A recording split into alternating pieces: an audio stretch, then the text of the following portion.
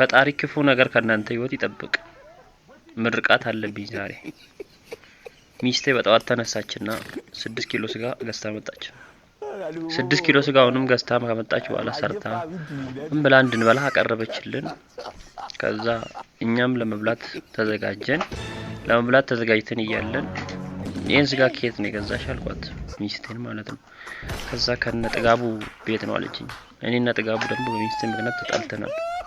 ከዛ አቶ ጥጋቡ ይሄ ስጋ ላይ መርዝ አድርጎ ይሆናል ብዬ እስኪ ይሄን ስጋ ወስደሽ ለውሻችን ስጪ አልኳትና ሰራተኛችን ሄዳ ለውሻችን ሰጠች። ከዛ ያው ውሻችንን ከገደለኛንም ገለን በሚል ትንሽ ጠበቅ ነው።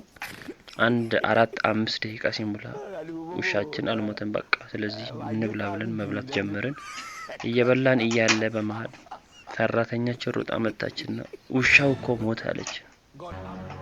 ወይኔ ደነገጥንና ከዛ ሚስቴ እንግዲህ የሞትን ስለሆነ እኔ አንቺን ደብቄ ይዤም ሞተው ነገር ምንም የለምና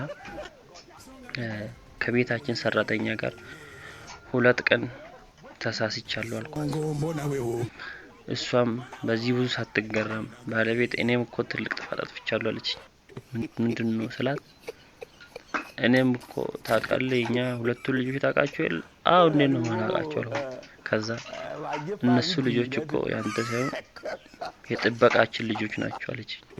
ወይኔ ብለን በዚህ እየተጻጻፈን እያለን ሰራተኛችን ሮጣ መጣችና ውሻውን የገደለ መኪና እኮ ተይዟል አታስቡ አለች።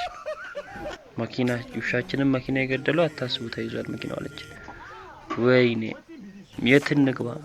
ሁለታችንም የተቀደርነው ወዴት እንመልሰው?